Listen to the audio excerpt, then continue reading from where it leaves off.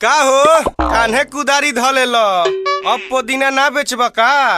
अरे time time के बात बा भाई, बड़ा डांड में दर्द बा। कहा डांड में आऊ कहा? भाई तोरा के देख के हमरा मोह लागता, एगो उपाय बताई। ओही उपाय ना बताइए, दोसर कुछ बताओ। बदला में क्वार्टर पियबे?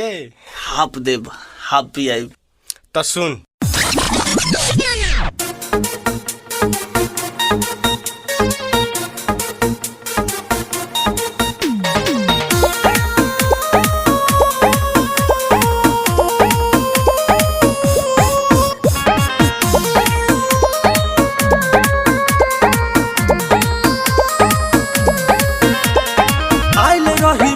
तोहरा टोला पुदीना चुमा दे के छोड़ देले रहू ओही दीना।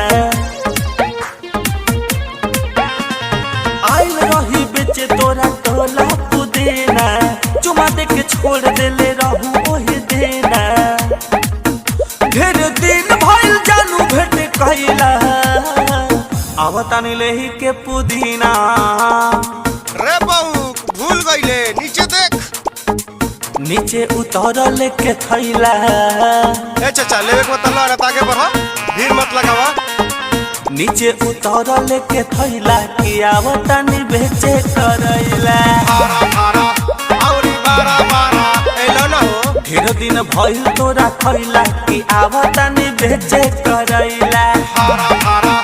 औरी बारा बारा एक दबे मार पानी हो आखावा में खार पानी हो।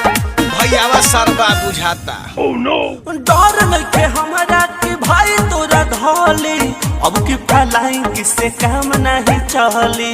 ए ब्यास डायरेक्ट गोलियां चलावेला। डर नइखे हमरा कि भाई तोरा धोली, अब की फलाई किसे काम नहीं चली। रो तरकारी एगो जुग भाई कोरावा में धइला, नीचे उतर लेके धइला। हमर पेटमो गुरगुराता। नीचे उतर लेके थैला कि आइल बानी बेचे करैला। औरी बारा बारा एलो ना हो। ढेर दिन भइल तोरा खैला कि आइल बानी लेके करैला।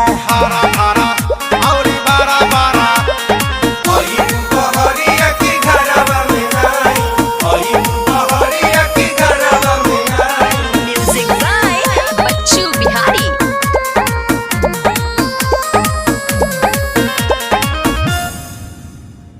अब अभिमनुआ के कर जनी माना, संगे अइले बच्चू या कल्लू दीवाना।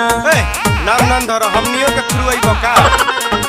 अब अभिमनुआ के कर ना माना, संगे अइले बच्चू या कल्लू दीवाना। ई खुरवाईबे करी। अब मिलन मजनुआ से लइला, नीचे उतर लेके